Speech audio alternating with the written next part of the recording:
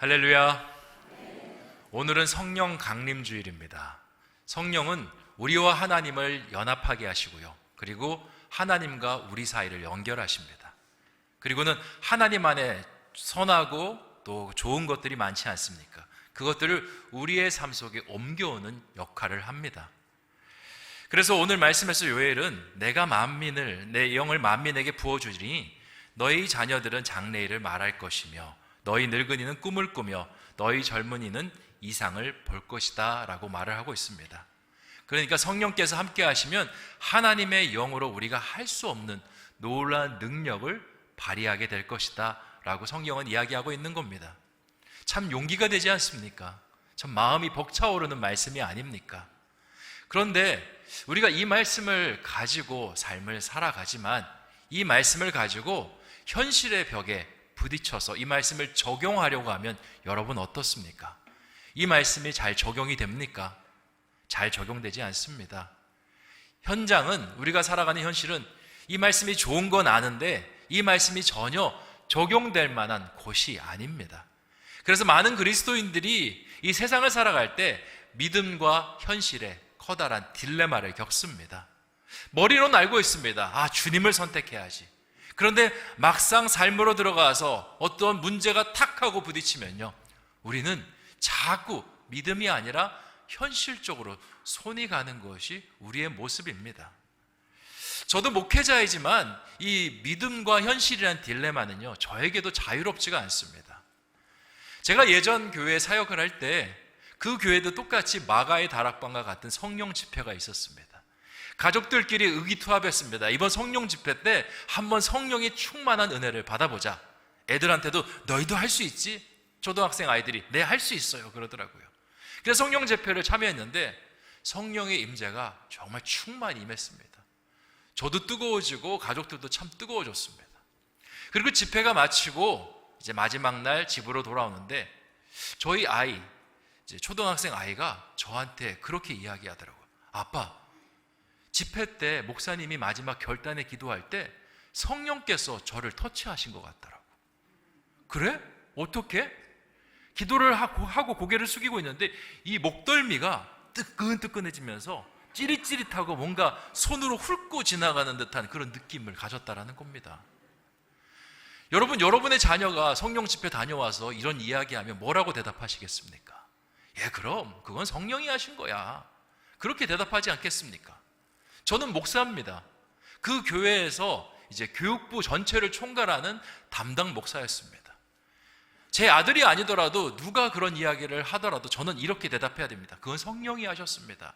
우리 친구 성령님 만났네요. 축복합니다 라고 이야기를 해줘야 되는데 제가 제 아이한테 뭐라고 이야기한 줄 아십니까?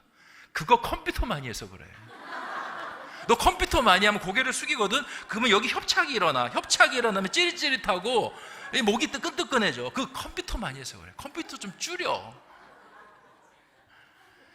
제가 이 이야기를 한참 하고 있는데, 논리적으로 이야기하고 있는데 무서운 눈빛이 보이더라고요. 제 아내가 째려보고 있었습니다. 아이에게 신앙을 가르쳐야 될 믿음의 가장이 저런 이야기를 하고 있다니. 저처럼 많은 그리스도인들이 이 현실 앞에 믿음이 무너지는 경우가 참 많습니다. 왜냐? 현실에서는 성령이라든지 구원이라든지 하나님의 능력이라든지 그런 이야기가요, 뜬구름 잡는 이야기 같습니다. 뭔가 말도 안 되는 이야기라고 합니다. 세상은 확실한 거 좋아합니다. 근거, 경험, 데이터, 그런 것들을 총합해가지고 거기에 맞춰서 나온 어떤 이야기에 대해서 합리적이다, 논리적이다, 그렇게 이야기를 합니다. 그러니까 우리가 살아가는 세상과 우리의 믿음이 같이 이렇게 맞물려서 들어갈 수 없는 것이죠. 우리가 살아가는 세상은 믿음의 그 방식이 전혀 작동하지가 않기 때문에 많은 사람들이 믿음이냐 현실이냐의 그 사이에서 갈등하고 머리로는 알지만 현실을 선택하는 경우가 참 많은 것 같습니다. 근데 여기서 우리가 놓치고 있는 것이 있습니다. 구원이다, 은혜다, 다 좋습니다. 다 뜬구름 잡는 것 같은 이야기지만 거기에 빠진 것이 하나님이라는 사실, 하나님의 은혜, 하나님의 구원, 하나님의 능력이라는 사실이 빠져 있습니다. 뜬구름 잡는 이야기일 수 있지만 거기에 하나님이 들어가는 순간 이야기는 달라집니다. 하나님께서 그 가운데 능력이 되시고 은혜가 되시고 역사가 되십니다. 다윗과 골리앗이 싸울 때 데이터와 분석, 객관적으로만 보면 누가 우세가 점쳐집니까? 골리앗이 점쳐집니다. 그런데 승리는 누가 하게 하셨습니까? 다윗이 하게 하셨습니다. 앞에는 홍해바다가 막혀져 있습니다. 뒤에는 바로의 군대가 쫓아옵니다. 이제 이스라엘의 그 데이터와 경험, 분석은 너희는 죽었다라는 겁니다. 그런데 하나님께서 어떻게 풀어가십니까? 홍해바다를 열어가실 줄 어떻게 아셨습니까? 바로 이게 하나님의 능력입니다. 인간은 눈에 보이는 것밖에 볼 수 없지만 하나님은 그 너머를 보시고요, 불가능한 것이 없는 겁니다. 뜬구름 잡는 이야기일 수 있지만 그 뜬구름 속에 하나님의 임재가 보이는 순간 그것은 진짜가 되는 겁니다. 그래서 히브리서 11장 1절에 믿음은 뭐하다? 바라는 것들의 실상이요 보이지 않는 것들의 뭐다? 증거다 라고 말을 하고 있는 겁니다. 오늘 읽은 이 요엘의 말씀은요, 믿음과 현실 사이에 딜레마를 갖고 있는 우리에게 주시는 말씀입니다. 너희가 참 갈등되지? 자꾸 손이 그 현실에 가지? 그런데 하나님을 의지해보려. 너희가 하나님을 의지했을 때 내가 너희의 삶 속에 어떻게 역사하는지 내가 보여줄게. 그 말씀이 바로 오늘 읽었던 요엘서 2장 28절의 말씀입니다. 이 말씀을 함께 나눔으로 우리의 신앙의 추가 믿음으로 가는 그런 축복이 있기를 주님의 이름으로 축원드립니다. 요엘서의 말씀, 이 본문으로 들어가기 전에 배경을 먼저 좀 말씀드리겠습니다. 요엘서 굉장히 생소한 말씀 아닙니까? 이 말씀은요, 기원전 9세기에 쓰여진 말씀입니다. 이스라엘이 북이스라엘과 남유다로 이렇게 쪼개졌는데 그 중에 이 남유다를 향한 말씀입니다. 당시 남유다의 왕은요, 요아스라는 왕이었습니다. 이 왕은 처음에는 신앙을 아주 굳건하게 가졌으나 나중에 믿음과 현실 사이에서 딜레마를 갖다가 결국에는 이 신앙을 버려버린 그런 안타까운 왕입니다.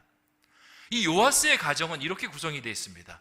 할머니 아달랴가 있고요, 그리고 할머니 아달랴의 아들 아버지 아하시아가 있습니다. 그리고 요아스가 있는데 이 할머니 아달랴가요 굉장히 악독합니다. 이 아하시아 왕이 일찍 죽습니다. 그러다 보니까 이 할머니가 이 유다 땅을 섭정을 합니다. 근데 이 할머니 아달랴가 누구 딸이냐? 이세벨이라고 들어보셨습니까? 근데 이세벨의 딸이고요, 엄마를 쏙 빼닮았습니다. 아니, 더하다고 이야기해도 넘치지가 않습니다. 이 사람은요, 바알과 아세라 신상을 다시 수복하기 시작합니다. 그리고는 그뿐만 아니라 이 남유다를 바알의 나라로 만들고 싶어 합니다.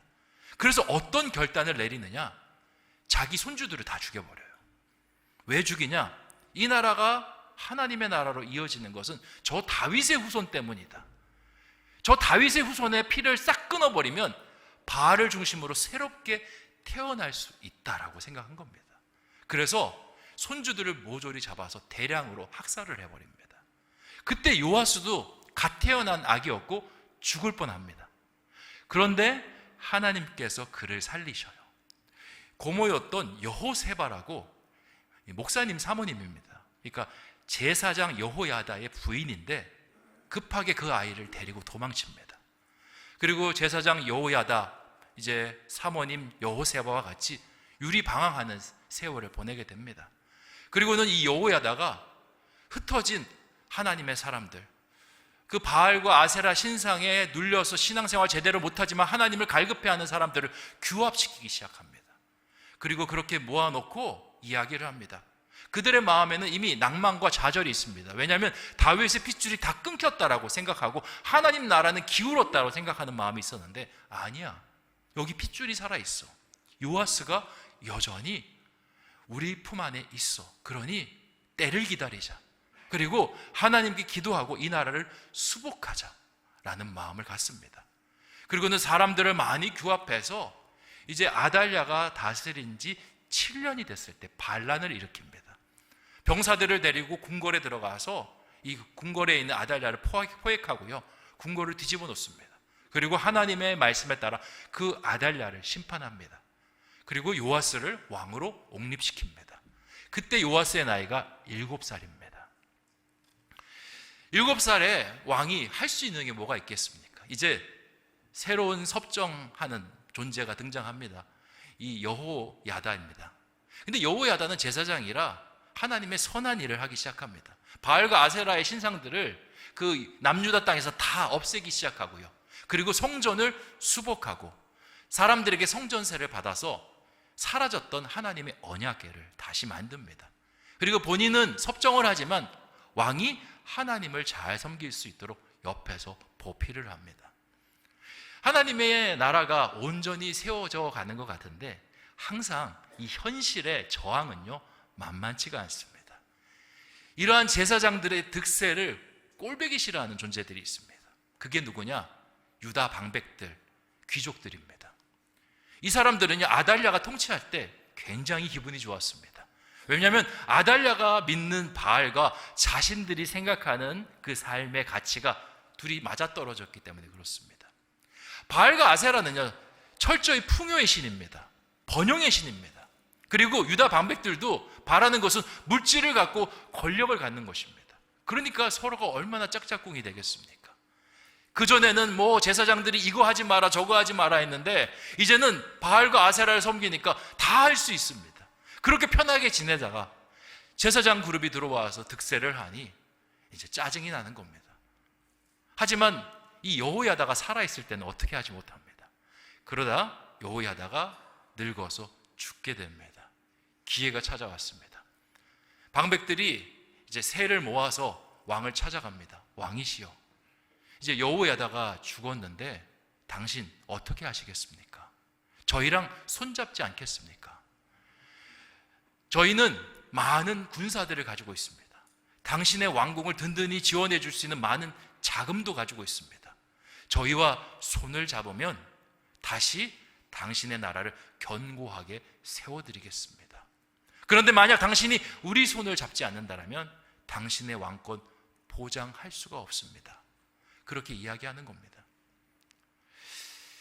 요아스가 고민에 빠집니다. 이 손을 잡아야 되나 말아야 되냐. 근데 앞에서 이야기하는 건 되게 좋게만 들리는데 손을 잡으면요, 바알과 아세라도 다시 섬겨야 됩니다. 여전히 그들은 바알과 아세라를 섬기는 자들이었습니다. 하나님께서 나의 왕권을 되찾아 주셨는데 이들을 섬기면 그 하나님을 배신하는 것 같고, 이들을 뿌리치자니 이들이 나를 괴롭게 할 것 같고, 여러 가지 고민 속에서 쉽게 대답을 하지 못하고 딜레마에 빠집니다. 여러분이 요아스라면 어떤 선택을 하시겠습니까? 저는 당연히 하나님을 선택하죠. 과연 그렇게 이야기할 수 있겠습니까? 우리가 살아가는 세상에 비슷한 문제들이 참 많습니다. 하나님께서는 우리에게 사업을 할 때 하나님의 방식으로 사업하라고 하십니다. 그런데 우리가 사업을 하면 하나님의 방식으로 사업이 됩니까? 하나님 방식으로 사업하면 세상이 뭐라고 이야기하는 줄 아십니까? 저 호구 났네 그럽니다.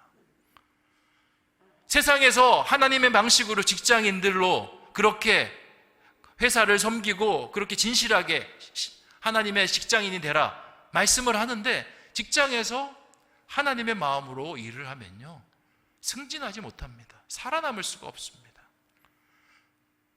세상은 온통 불의와 그리고 아첨하는 자들로 채워져 있습니다. 그래서 세상에서 정직하게 사역하다 보면요, 사업하다 보면 손해가 이만저만이 아닙니다. 뭐 어른들만 그렇습니까? 자녀들 어떻습니까? 사춘기가 들어가는 자녀들, 이제 대학 입시가 눈에 보입니다. 고민이 됩니다. 이 아이를 신앙으로 길러야 할지 학원으로 길러야지. 근데 우리 학원들이 참 좀 서운해요. 나빠요. 왜 학원을 주일날 토요일날 이렇게 많이 여는지 모르겠습니다. 그래서 고민이 돼요. 좋은 입시 학원들은 주일날 토요일날 여는데 거기 아이를 보내자니 우리 하나님이 신경 쓰이고요, 하나님 앞에 보내자니 이 아이가 잘하고 있는데 뒤처질 것 같은 그런 마음이 듭니다. 이러한 상황 속에서 여러분 어떤 선택을 하시겠습니까? 여러분이 요아스 앞에서 하나님을 선택해야 됩니다, 강하게 이야기할 수 있겠습니까? 마음은 흔들리는데 세상은 우리를 유혹합니다. 괜찮아, 세상 사람들 다 그렇게 살아. 왜 너만 유별나게 살려고 해? 고집 피우다가 너 큰일 난다. 너 나중에 후회하고도 몰라. 그냥 괜찮아, 다 그렇게 사는 거니까 그렇게 세상과 적당히 타협하고 살면 돼. 너무 달콤하게 들려요. 그러니까 많은 사람들이 믿음을 저버리고 세상을 선택하는 일들이 참 많이 일어납니다. 요아스도 이런 갈등 속에 있었습니다. 그리고 요아스에게는 트라우마가 있었습니다. 어렸을 때 왕의 아들로 태어났지만 죽을 뻔합니다. 왜요? 왕권에서 밀렸기 때문에, 할머니가 왕권을 잡았기 때문에 자기는 죽을 뻔합니다.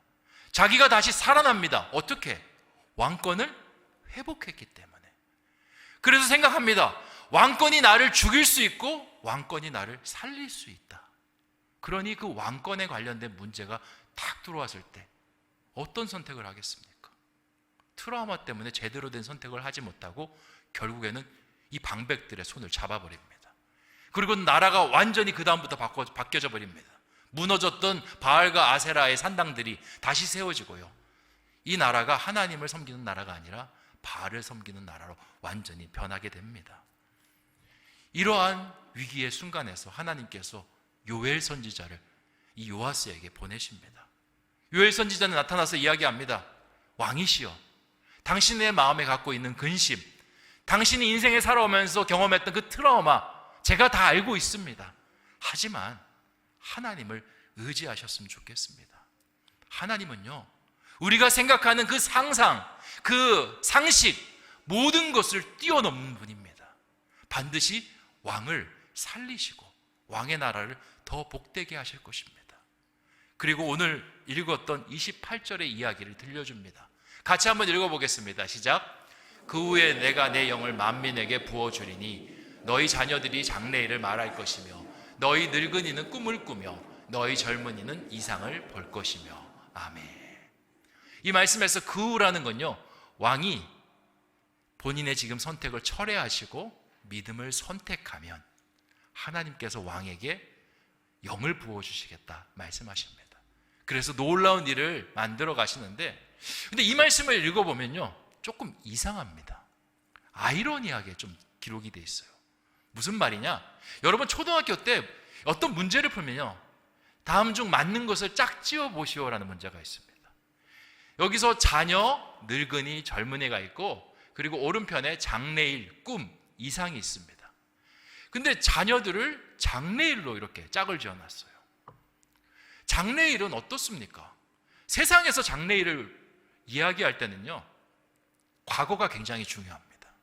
과거에 어떻게 일이 진행되어 왔고 그 과거가 앞으로 어떤 추이를 만들어내는지 그것을 들여다보고 분석을 합니다. 주식시장이나 아니면 다른 경제시장에서 앞으로 금리가 오를 것이다, 내릴 것이다, 과거의 추이와 변동성을 보고 미래를 예측합니다. 그러니까 자녀들이 장래일을 말한다는 거 말이 됩니까? 오히려 짝을 짓는다면 늙은이들에게 맞는 이야기가 되겠죠. 늙은이가 꿈을 꾼다고 합니다. 이제 나이가 드신 어르신들은요, 뭔가 새로운 것을 도전할 힘과 여력이 없습니다. 인생을 주로 갈무리하고 정리하는 그런 시기입니다. 그런데 늙은이들이 어떻게 한다고 합니까? 꿈을 꿀 것이다. 오히려 자녀들에게 맞는 그 짝짓기가 늙은이들에게 가 있습니다. 젊은이는 이상을 볼 것이다. 우리 청년 자녀들 있지 않습니까? 걔네들이랑 이야기해보면 어떻습니까? 얼마나 이성적인지 모릅니다. 하나님 믿자 그러면 얼마나 논리정연하게 하나님 안 계신가를 증거하면서 나한테 설득하려고 하는지 모릅니다. 그런데 그 젊은이들, 청년들이 뭘 볼 것이다? 이상과 환상을 볼 것이다 말을 하고 있는 겁니다. 요엘이 이런 이야기하는 이유가 뭡니까? 하나님의 영이 왕에게 임하시면 왕이 지금까지 경험하지 못했던 하나님의 놀라운 능력을 경험하게 될 것입니다. 왕이 평소에 경험했던 그 상식과 모든 것을 뛰어넘는 하나님의 그 손길을 경험하게 될 것입니다. 세상 사람들은 말이 안 될 거라고 이야기합니다. 왕의 그 유다 방백의 손길을 붙잡는 것이 옳은 선택이라고 이야기할 것입니다. 하지만 그렇지 않습니다. 하나님의 손을 선택하는 순간 하나님께서 왕에게 놀라운 능력으로 왕권을 보존하실 것이며 아버지 다윗에게 주셨던 그 아름다운 축복들을 다시 내 왕가에 흘려보낼 것입니다. 그러니까 하나님을 의지하십시오 라고 이야기하는 겁니다. 오래전에 이렇게 SNS상에 돌았던 영상이 하나 있는데요, 영상의 화질이 굉장히 안 좋습니다. 그 제목이 뭐냐면 옥하는 목사님의 예언이란 영상이 있습니다. 옥하는 목사님이 옛날에 젊었을 때 설교하던 영상인데 비디오 테이프로 찍어서 그걸 다시 이제 컴퓨터 파일로 변환한 것 같아요. 이제 목사님이 이제 설교를 하는데 이 설교의 주제는 이렇습니다. 성도님들이 믿음과 현실 사이에서 딜레마를 많이 갖고 있는데 그 딜레마 속에서 그래도 하나님을 선택하고 기도하면 하나님께서 반드시 응답한다라는 것을 말씀하시기 위해서 하신 그런 설교였습니다. 그 설교 중간에 목사님이 이런 말씀을 합니다. 우리 교회에 아주 기대가 되는 부목사님이 한 명 있습니다. 그렇게 이야기하는 거예요. 여러분, 옥하는 목사님 다 아시죠? 사랑의 교회에 담임하셨던 큰 거장 목사님. 그러니까 성도님들이 눈이 동그래집니다. 누구 목사님이지? 그러면서 목사님이 이런 이야기를 합니다. 그 목사님이 뭔가 실력적으로 대단해서 제가 그 말씀을 드리는 것이 아니라 제가 그 아버지 때문에 이 말씀을 드립니다. 그러는 거예요. 그 사랑의 교회는 굉장히 큰 교회고 이 합동 측에서 아주 내노릇한 교회입니다. 그래서 많은 큰 교회 목사님 자제분들이 그곳에서 그 옥하는 목사님 밑에서 수련을 하고 있습니다. 아버지 이야기를 하니까 어떤 목사님이지? 저 목사님인가? 이 목사님인가? 성도님들 사이에서 설왕설래가 있습니다. 목사님이 이렇게 이야기합니다. 네, 그 목사님은요 개척교회 목사님입니다. 제 친구인데요, 그 친구는 신학교를 졸업하자 개척을 해서 목회를 했는데 정말 목회하는데 정말 힘들게 목회를 했습니다. 10년 동안 목회를 했는데 성도가 하나도 늘지 않았습니다. 개척교회에 성도가 없고 목사님 또 사모님 자녀까지 그렇게 생활한다는 것이 쉬운 일이 아니잖아요. 그래서 어렵게 신앙생활 해오셨습니다. 그러다가 10년쯤 되니까 목사님이 안 되겠다, 뭔가 우리 교회에 큰 변혁이 필요하겠다 생각하시고는 그 개척교회 목사님이 기도원으로 올라가셔서 40일 금식 기도를 하셨다는 겁니다. 40일 금식 기도하고 나면 뭔가 성령의 불이 임해서 뭔가 내 목회가 달라지겠지 그렇게 생각하고 올라가셨는데 옥하는 목사님 말씀 정확하게 빌려서 이야기하면요, 그 목사님이 정말 죽을 똥 살 똥 기도하러 올라갔다가 내려와서 죽었다는 겁니다. 음식 관리를 잘 못해서 그만 내려온 다음에 며칠 안 돼서 돌아가셨다는 겁니다. 형편이 어려운 개척교회입니다. 남편이 돌아가셨습니다. 사모님이 아이들을 케어해야 됩니다. 얼마나 어려웠겠습니까?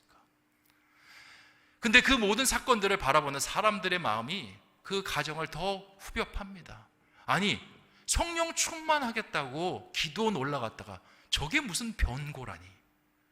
아니, 성령 충만하려고 기도원 올라가서 40일 금식 기도했으면 뭔가 불덩이는 아니더라도 불씨라도 가지고 내려왔는데 저게 저렇게 황망하게 죽는다는 게 말이 되냐? 하나님이 살아계신 거 맞냐? 막 그렇게 주변에서 이야기를 하는 겁니다. 목회자 가정이 한순간에 풍비박산이 났죠. 근데 목사님이, 옥하는 목사님이 이런 얘기합니다. 사람들 눈에는 그렇게 보일 겁니다. 사람들 눈에는 그 개척교회 목사님의 기도가 그렇게 죽음으로 끝났다라고 생각을 할 것입니다. 하지만 저는 그렇게 생각하지 않습니다. 하나님을 향해 선택한 그 믿음의 기도, 믿음의 선택은 하나님께서 반드시 하나님의 때에 이루실 것입니다. 그래서 제가 그 목사님이 실력이 대단해서 그 부목사님이 그 뭔가 대단한 백그라운드가 있어서 제가 기대가 되는 것이 아니라 그 아버지의 기도가 여전히 살아있기 때문에 저는 기대가 됩니다. 그렇게 말씀하셨어요. 오래전에. 근데 그게 영상이 옥하는 목사님의 예언이지 않습니까? 그 부목사님이 누군지 아십니까? 분당 우리 교회 이찬수 목사님. 지금 세계 한국교회의 큰 센세이션을, 영적인 바람을 일으키는 분 아니겠습니까? 하나님은 바로 이런 분이십니다. 우리가 생각지 못합니다. 우리의 생각은 그 아버지 목사님이 죽으면서 끝났습니다. 하지만 하나님의 그 역사는 아버지 목사님이 죽은 후에도 여전히 살아 역동하십니다. 그리고 많은 사람들을 죽게 돌아오게 하는 큰 목사님으로 세우는 기적으로 역사하는 겁니다. 마찬가지입니다. 자녀들이 무슨 장래일을 예언할 것입니까? 하지만 하나님이 그 가운데 계시면 할 수 있고요. 늙은이들이 무슨 꿈을 꿉니까? 하나님이 하시면 하고요. 청년들이 무슨 이상을 봅니까? 하나님이 하시면 하는 겁니다. 오늘이 성령 강림주일이지 않습니까? 예수님께서 승천하실 때 500여 제자들이 예수님의 승천을 바라보았습니다. 벅차올랐습니다. 당장이라도 복음을 전하고 싶은 마음이 컸는데 주님께서 진정해. 지금은 그렇게 나설 때가 아니라 기도하고 성령 기다릴 때야 라고 이야기합니다. 주님, 지금 끌어오는 마음 이거 어떻게 안 하면 금방 식어버리는데요. 지금 해야 됩니다, 주님. 아니야, 성령으로 해야 돼. 그리고는 모여서 기도를 하기 시작하는데 인간이 우려했던 일들이 일어납니다. 마음이 식어지면서요, 사람들이 빠져나가서 500명이 120명으로 줄어들어 버립니다. 얼마나 낙심이 됩니까? 야, 이거 뭐 한다고 해서 되겠냐? 120명으로. 근데 어떻게 됩니까? 성령이 임하시니까 그 120명이 성령 충만하여 나가서 복음을 전하는데 한 번에 3,000명, 한 번에 5,000명이 회개하는 능력의 역사가 일어나는 겁니다. 사랑하는 성도 여러분, 믿음과 현실, 언제까지 이 사이에서 머뭇머뭇 하시렵니까? 믿음에 그냥 믿음만 넣지 마십시오. 하나님을 그 무게추 위에 올리기를 원합니다. 확 내려갈 겁니다. 하나님이 여러분의 삶을 인도하시고 여러분의 믿음의 선택을 축복하실 것입니다. 더 이상 딜레마가 아니라 이것은 나에게 가장 쉬운 문제가 되는 그런 축복이 있기를 주님의 이름으로 축원드립니다. 기도하겠습니다. 좋으신 아버지 하나님, 오늘 요엘서 2장 28절의 말씀을 우리 가운데 주시니 참으로 감사합니다. 믿음과 현실이라는 이 딜레마, 우리 모든 성도가 갖고 있는 딜레마고 저도 갖고 있습니다. 머리로는 압니다. 주님을 선택해야 되는데, 하지만 손이 가지 않습니다. 몸이 움직여지지 않습니다. 왜냐? 현실에는 그러한 이야기들은 뜬구름 잡는 이야기처럼 보이기 때문에 그렇습니다. 하지만 주님께서 말씀하십니다. 뜬구름이라도 거기에 주님의 임재가 보이면 그것은 능력이다 말씀하시고 모든 것을 바꿀 것이다 말씀하십니다. 하나님, 우리 신성의 교우들이 그 주님을 바라보며 믿음을 선택해 나가는 축복이 있게 하여 주시옵소서. 간절히 원하오며 모든 말씀 예수님의 이름으로 기도하옵나이다. 아멘.